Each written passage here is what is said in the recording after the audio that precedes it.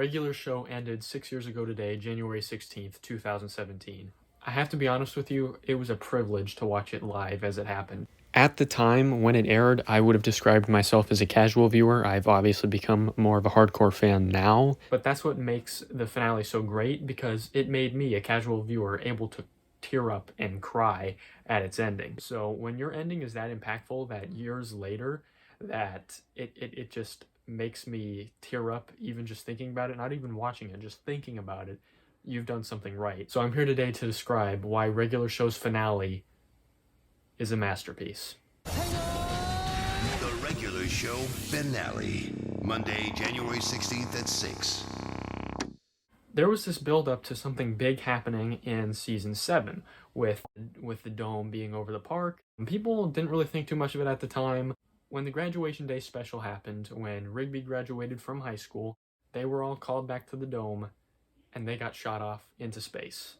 Now, for people who watched Regular Show, the fact that they didn't expect this is honestly kind of wild. Like, why didn't you expect a show as crazy as this to go into space? When they were promoting Regular Show in space, season 8, people were theorizing, what is the big deal? What is the purpose of sending them off into space? Nobody would have guessed that Pops would basically be a fucking god. This feels crazier even for Regular Show. That's what made it so great, because nobody saw this coming. Like 10 years ago, if you told somebody that Pops was like this god and he was going to be like the main focus of the finale, nobody would have believed you. You would have looked like an absolute psychopath and everybody would have made fun of you. You would have been socially ostracized. So I think this was absolutely an amazing move on the writer's part, that it didn't seem forced or unnatural, like they had to retcon anything. They didn't have to do that, at least not that I can remember. The first half of Regular Show in space just sort of feels like a gimmick. Like the first half of the season just feels like they're going around having space adventures. The real story doesn't begin until like halfway through, or at least the first third of the season. It starts when they're being chased by bounty hunters and everything, because they want to try and prevent the final battle. They want to get rid of Pops before the final battle happens. Now, the writers sort of wrote themselves into a corner with the final battle by having it always end in a stalemate. Now, if they broke the stalemate just one time, it would sort of seem like a cop-out. It'd be like, oh, of course, that's how it's supposed to end, right? But no, they subvert your expectations. It does end in a stalemate, but it doesn't end with the universe being reset, because the stalemate isn't the exact same as it has been for the past versions of the epic final battle. So the first part of a regular epic final battle is just building up the preparation for it. We just see them building up this contraption and trying to sort of rig the final battle so that they can win. And the last scene is basically just building up the threat that is Anti-Pops, showing all that time that they put into destroying him, like to build this huge contraption to destroy him, to kill him, is just, it has basically no effect on him. And it ends with that painful realization, that stinger, that moment of realization that they are probably screwed. And then part 2 is basically just the final battle. It's basically just every moment of the final battle except for the last part, which is saved for part 3. Many characters from the past come to help them out. There's many cameos from fan favorite characters and some maybe not so fan favorite characters, but there's a lot of characters that come back, and it's a really, really awesome scene. And it doesn't feel forced or unnatural, because in a few episodes before, they held this party for Pops because to cheer him up before the battle, and a lot of these characters were there, so it doesn't feel stupid, like to have all the characters come back for the final episode. They start losing near the end, and a lot of characters keep getting erased. Muscle Man and High Five Ghosts get erased in this very, very good scene of him making his final mom joke, and I thought that was really well done. Mordecai has this crazy idea to fly between the fists to stop the universal reset, and Rigby thinks he's crazy, but when you think about it, he's not. I mean, what do they have to lose? The universe is going to get reset anyways. So they fly between, and then bam, episode over. Part 2 has just ended on such a crazy cliffhanger, and then part 3 started. Now, I watched part 3 live, but I must have forgotten that it plays a little bit of the first episode at the beginning, because when I re-binged the episodes, like, years later, I thought that the streaming service was having a problem by just playing the first episode instead of the finale, so I was getting really mad. So I tried another streaming service, and then it was the same thing, so I figured out, okay, I remembered what the finale was. I remembered that the finale started off that way. They regain their memories, and they get the power, the keyboard that they found in the first episode. Instead of take us to the moon, they say take us to the end, which was just a great callback. It honestly makes me smile every time I think about it. So they're taken to the epic final battle again, and basically it's just them and Pops fighting Anti-Pops.